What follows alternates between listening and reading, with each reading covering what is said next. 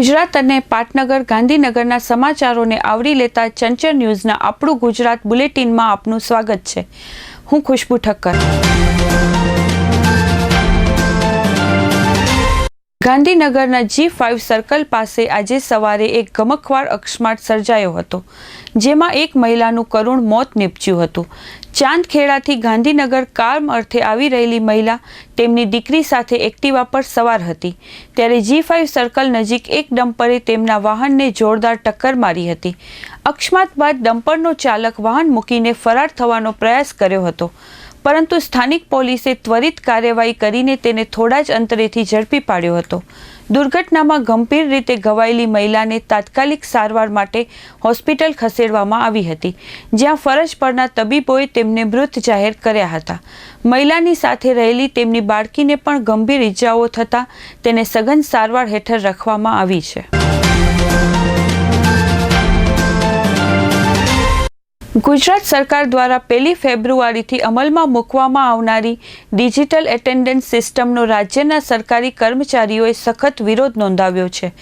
ગુજરાત રાજ્ય કર્મચારી મહામંડળે મુખ્યમંત્રીને પત્ર લખીને આ નવી વ્યવસ્થા સામે વાંધો ઉઠાવ્યો છે। સચિવાલય ફેડરેશનના પ્રતિનિધિ કીર્તિ પટેલના જણાવ્યા મુજબ આ નીતિ અંગે મુખ્ય હિતધારકો એવા કર્મચારીઓ કે કર્મચારી મંડળો સાથે કોઈ સંવાદ સાધવામાં આવ્યો નથી।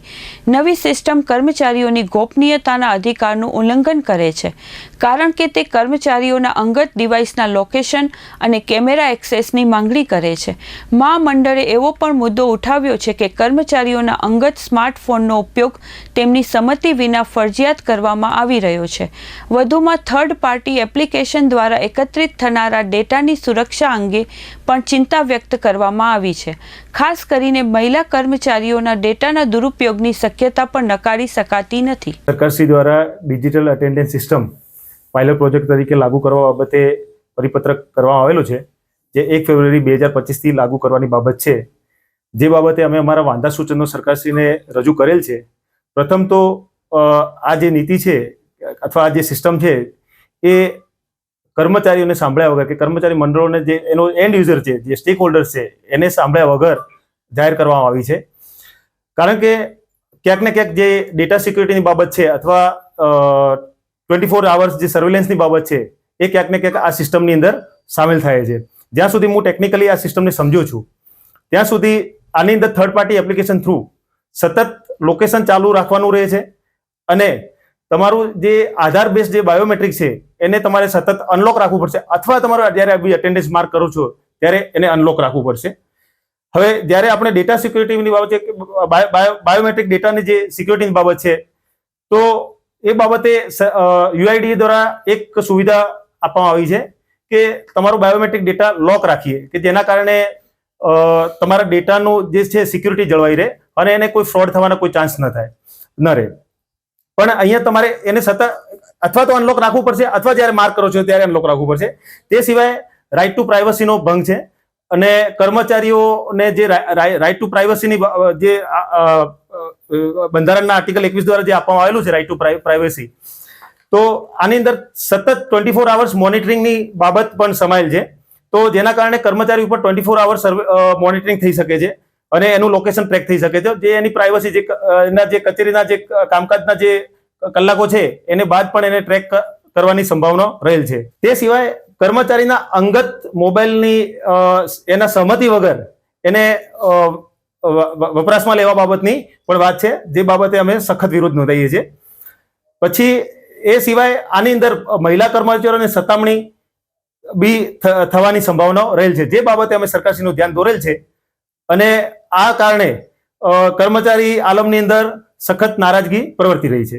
આગળ અમે હાલ તો સરકારશ્રીને વાંધા સૂચનો રજૂ કર્યા છે, એ બાબતે સરકારશ્રી એમની કક્ષાએથી કોઈ ફેર વિચારણા કરી અને ટેકનિકલી જે બાબતો છે એ બાબતો સ્પષ્ટતાવ કરે એ અમે રાહ જોઈ રહ્યા છીએ। અને જે બાબતોની આ જે પરિપત્ર છે કે જે ગુજરાત ઇન્ફોર્મેટિક્સ લિમિટેડ દ્વારા જે બહાર પાડેલ જે સૂચનાઓ છે, બરોબર, એની અંદર પણ કોઈ ટેકનિકલી કોઈ સ્પષ્ટતાઓ કરવામાં આવી નથી। તો એ બાદ અમે આગળના કાર્યક્રમો વિચારશું।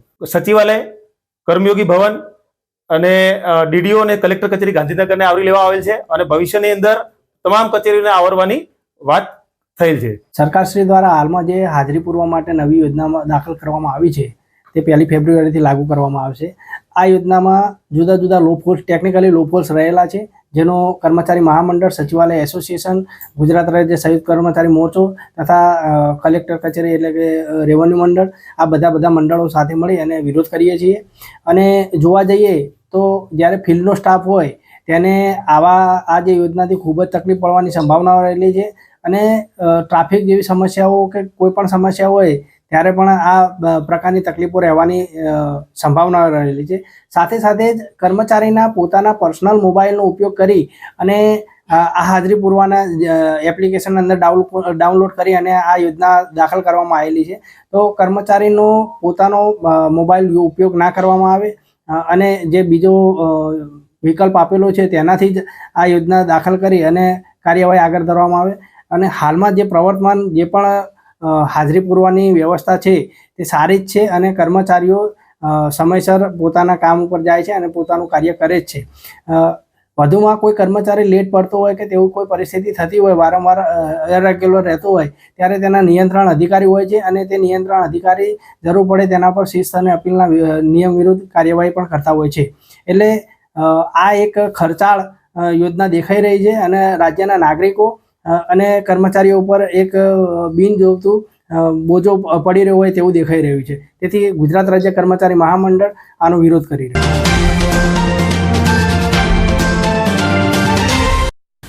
ગુજરાત સ્ટેટ જીએસટી વિભાગ કરચોરી રોકવા મક્કમ છે.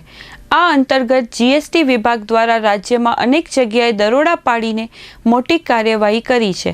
વાસ્તવમાં જીએસટી વિભાગે અમદાવાદ, સુરત, વાપી અને વ્યારામાં 14 વેપારીઓને ત્યાં દરોડા પાડ્યા હતા. આ કાર્યવાહી દરમિયાન જીએસટી વિભાગે અંદાજિત 9.11 કરોડની કરચોરી શોધી કાઢી છે. કરચોરી એટલે કે બિલ વિનાના થતા વેચાણો અટકાવવા માટે ગુજરાત સ્ટેટ જીએસટી વિભાગ દ્વારા 21મી જાન્યુઆરી 2025ના રોજ કેમિકલ્સ, ગિફ્ટ આર્ટિકલ્સ અને રમકડા, ઇલેક્ટ્રોનિક્સ, બ્યુટી પાર્લર અને મેન પાવર સહિત વિવિધ ક્ષેત્રોમાં કાર્યરત કુલ 14 વેપારીઓને ત્યાં દરોડા પાડવામાં આવ્યા હતા. વિગતો મુજબ આ 14 વેપારીઓ પૈકી 8 વેપારીઓ અમદાવાદમાં, 3 વેપારીઓ સુરતમાં, 2 વેપારીઓ વાપીમાં તથા 1 વેપારી વ્યારામાં આવેલ હતા. રાજ્યના ખેડૂતો માટે રાહતના સમાચાર સામે આવ્યા છે. રાજ્ય ઉપરથી માવઠાનું સંકટ લગભગ ટળ્યું છે. માવઠાની સિસ્ટમ નબળી પડી હોવાની હવામાન વિભાગની આગાહી કરી છે. હવામાન વિભાગે કહ્યું છે કે આગામી અઠવાડિયામાં તાપમાનમાં ફેરફારની શક્યતા નથી. ઉત્તર પશ્ચિમના પવનો ફૂંકાવાથી ગરમીનો અનુભવ થશે તેમજ 2 વેસ્ટર્ન ડિસ્ટર્બન્સ આગામી સમયમાં સક્રિય થઈ શકે છે. હવામાન વિભાગે કહ્યું, હજુ શિયાળો ગયો નથી પરંતુ સામાન્ય ગરમીનો અહેસાસ થવા લાગશે. ભારત સરકારના યુવા કાર્યક્રમ અને ખેલ મંત્રાલય અંતર્ગત કાર્યરત નહેરુ યુવા કેન્દ્ર ગાંધીનગર દ્વારા રોડ સેફટી સપ્તાહ અંતર્ગત જાગૃતતા કાર્યક્રમ રોડ સેફટી રેલીના માધ્યમથી લોકોને જાગૃત કરવામાં આવ્યા. આ કાર્યક્રમ દરમિયાન 25થી વધુ યુવાનોને સડક સલામતીની શપથ પણ લેવડાવવામાં આવી. આ સમગ્ર કાર્યક્રમ દરમિયાન નહેરુ યુવા કેન્દ્રના યુવા સ્વયંસેવક અને યુવા મંડળોના સભ્ય હાજર રહ્યા હતા. આ કાર્યક્રમમાં પરિવહન વિભાગના ઇન્સ્પેક્ટર શ્રી ડી.બી. પટેલ અને જિલ્લા યુવા અધિકારી શ્રી ગાંધીનગરની ખાસ ઉપસ્થિતિ રહી હતી. આ હતા આજના સમાચાર. ફરી મળીશું આવતીકાલે. ત્યાં સુધી રજા આપશો. નમસ્કાર.